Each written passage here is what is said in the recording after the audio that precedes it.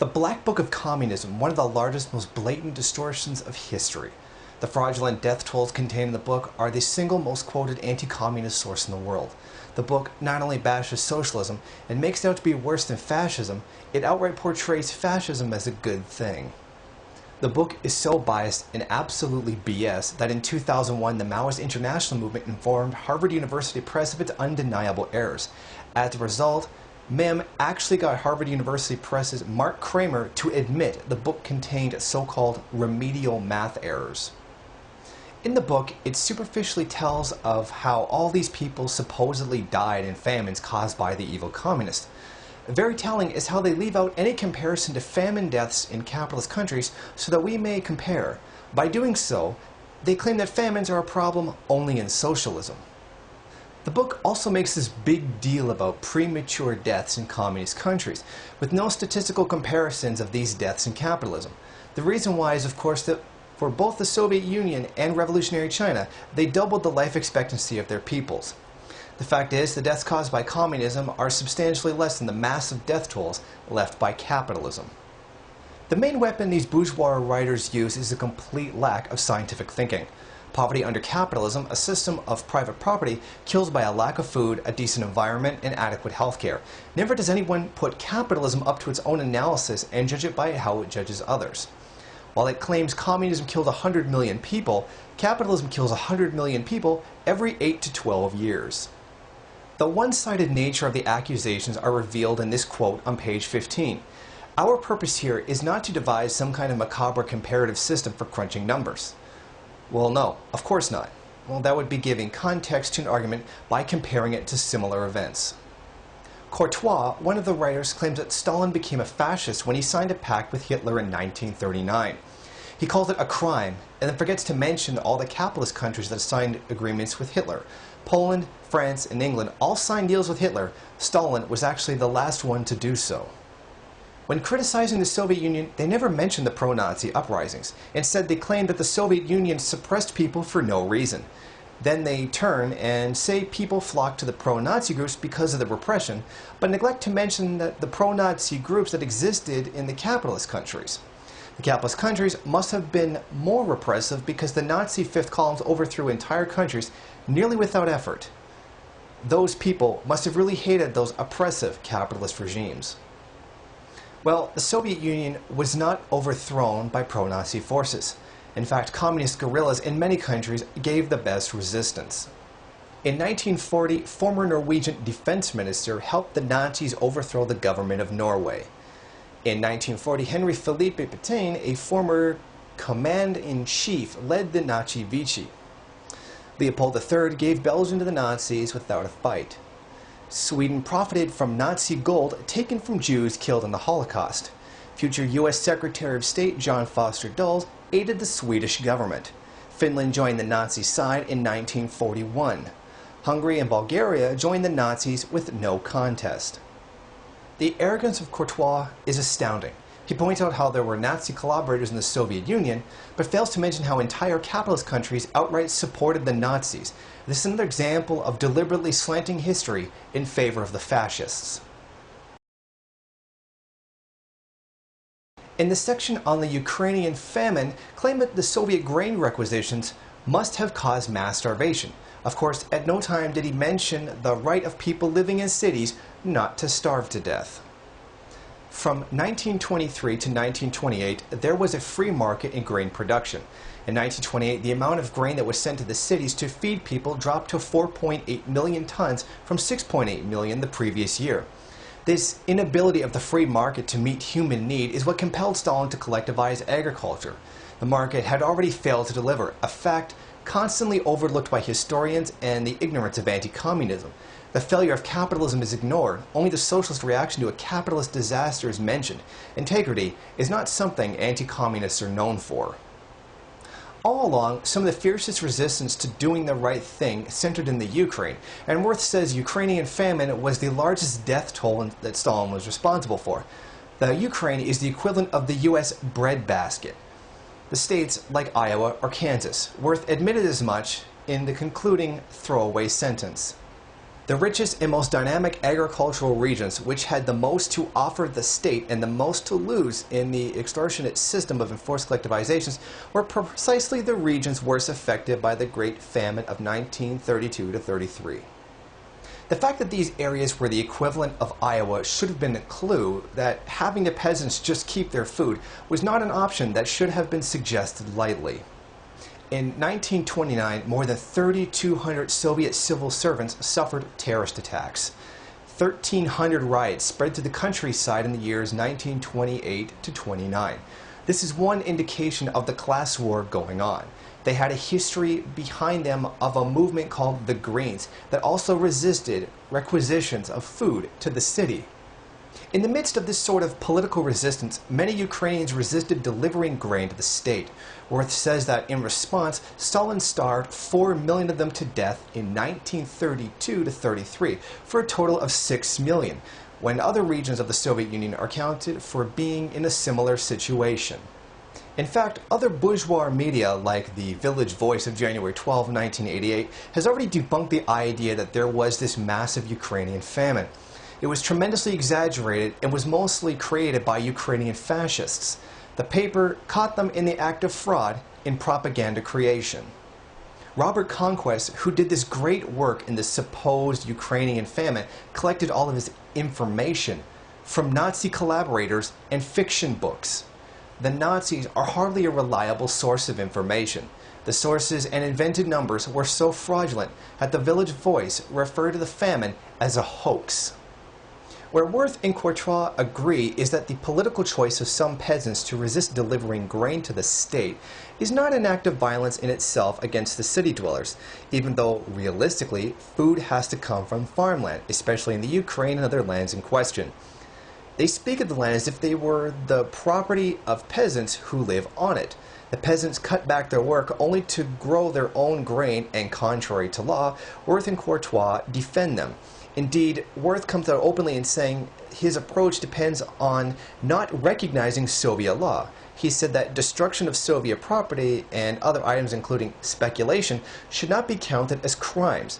In contrast, we socialists are happy to deport such Ukrainian people as they were deported by Stalin and replace them with people who willing to do something with the fertile land because people's lives are at stake, and we see political games played by Ukrainians on breadbasket land as violence against city dwellers. The case of the Ukrainian breadbasket land is also important in reminding us why we have to oppose local control, perfected under Tito's market socialism in Yugoslavia, and also adopted by anarchists in Spain. After a revolution implementing local control, people who happen to live on gold mines will become rich. People who live on the best land will have an easier time farming and so on. Local control cannot be thought of as socialism, just a switch of owners. The central government has to play some role in the means of production, or they're not truly socialist. Only when that day comes when people cooperate economically across large distances without coercion or reward will it be possible to take an easygoing approach to dividing up resources at the local level, because no one would think of hurting people in the rest of the country or the world based on their fortunate local position. Stalin did not gain from starving Ukrainian peasants, unlike the way capitalist speculators who hoard food grain when peasants starve. To say that Stalin did gain is a simple projection of life under capitalism to life under socialism, where often politicians also personally gain from development, weapons, or other deals they broker personally. In contrast, the most bourgeois peasants in the USSR, known as kulaks, did gain monetarily and personally from speculation in grain by letting the cities starve. Stalin did not himself benefit from the new economic policy that allowed the free market in grain. It was the peasants in the countryside who actually trying to increase their own power for personal gain. So our critic has the accusation against Stalin completely upside down. Citing the work of A. Bloom, Worth no longer believes Stalin masterminded the Kirov assassination in 1934. It was the killing of Kirov that resulted in a swing in public Soviet opinion towards a crackdown on dissident as World War II was progressing, notably the Japanese invasion of China in 1931 and the Italian invasion of Ethiopia in 1935. Worth correctly believes Robert Conquest's work on the Great Terror to be exaggerated. Mim would say it's fictional. According to Worth, 85% of the executions after the Civil War in the Soviet Union while Stalin was still alive, 1922 to 1953, occurred in the Great Terror, sometimes referred to as the purges of 1936 to 1938. However, Wirth says the number of executions has been vastly exaggerated. The number was 681,692. While everyone agrees that the majority of the executions occurred in the 1936 to 1938 period, while the Soviet Union and Germany were already fighting each other in Spain, the numbers range wildly. Anton Antonov, Osovenko, said that the Great Terror was responsible for 19 million deaths from 1935 to 1941. Wirth says the figure is 720,000. This is just an indication of how wildly the bourgeoisie speculate against Stalin. The purges in the Red Army prior to World War II were previously exaggerated and affected 30,000 out of 178,000 relevant cadres. Documented cases occurred where all Mensheviks said to be shot were not shot but imprisoned. The famous Ukrainian anarchist Martinov organized bloody programs against the Jews in 1919, just as Lenin charged. A picture continues to emerge of only Bolsheviks in the Ukraine as not anti-Semitic. Also, contrary to some anarchists today who paint the anarchists as blameless, Wirth points out that the rebellion and class war against the Bolsheviks did continue until 1921. The Kronstadt rebellion did not occur in the context of social peace. According to Courtois and a co-author, in 1937, Trotsky went to the French police to get the French communist Jacques Duclos in trouble. Despite having no evidence against him for a murder Trotsky wanted avenged, Trotsky relied on the French police to find the evidence and conduct the investigation. To their credit, the authors admitted that their criticism of Asian communists, and therefore most of the criticisms of communism, is speculative. The reason is that they would like the governments there to fail so that they can see the archives before they pass judgment. In total, the entire Black Book details 100 million deaths by communism.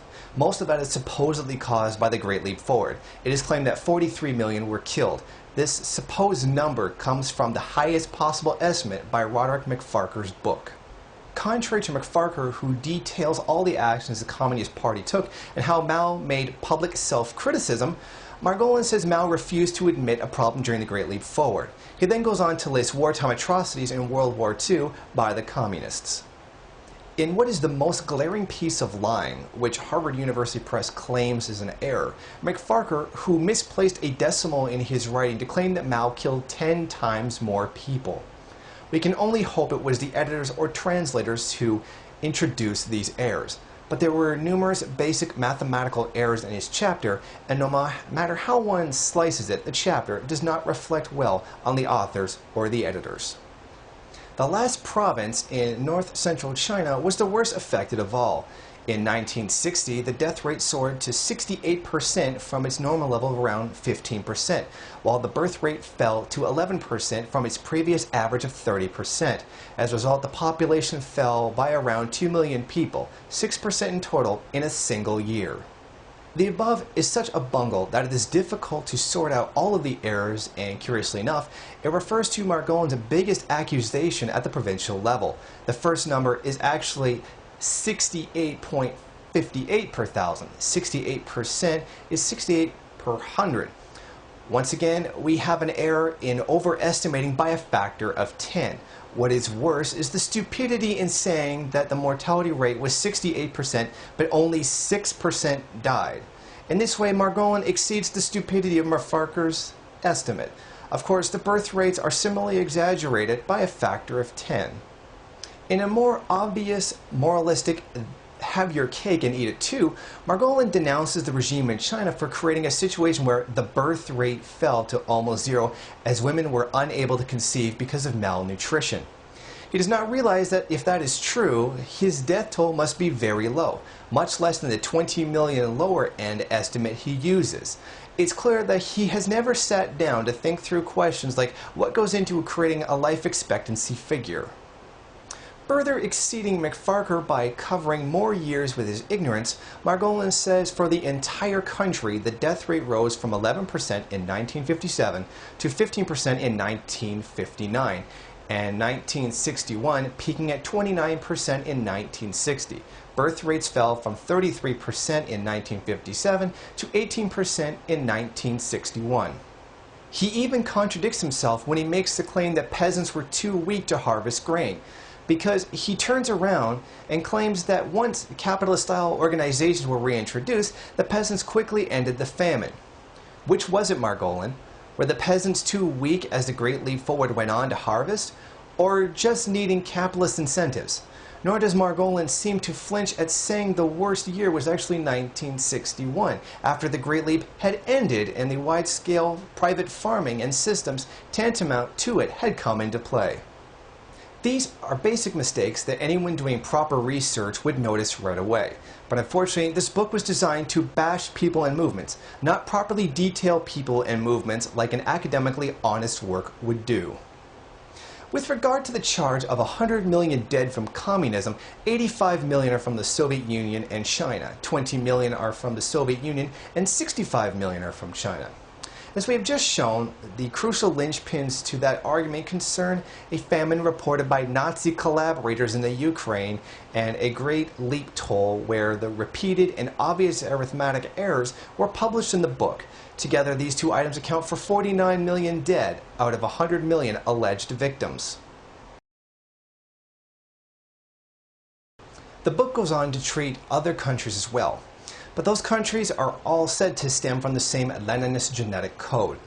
Many of these other regimes that Courtois attack are not communist, and as usual, they omit significant facts such as the landslide Sandinista victories portion of the population that was won in the bourgeois-style election, or the fact that their notion of responsible for deaths in the case of the Sonora Luminoso refers mostly to the indiscriminate killings carried out by the government, but which the Sonora Luminoso is responsible for because they started a civil war. The Black Book sold 70,000 copies in 4 weeks in France. Of course, the Wall Street Journal endorsed it, as well as most of the rest of the bourgeois press. Many of the book reviews can be seen by visiting Mim's bookstore under the reviewed books and going to the Amazon bookstore link for the Black Book. The positive reviews can be taken as an indication of the lack of historical knowledge of some, the weak quantitative skills of others, and the overall conscious distortion of the bourgeoisie. In the end, the Maoist international movement agrees that Courtois has recognized the truth about the media.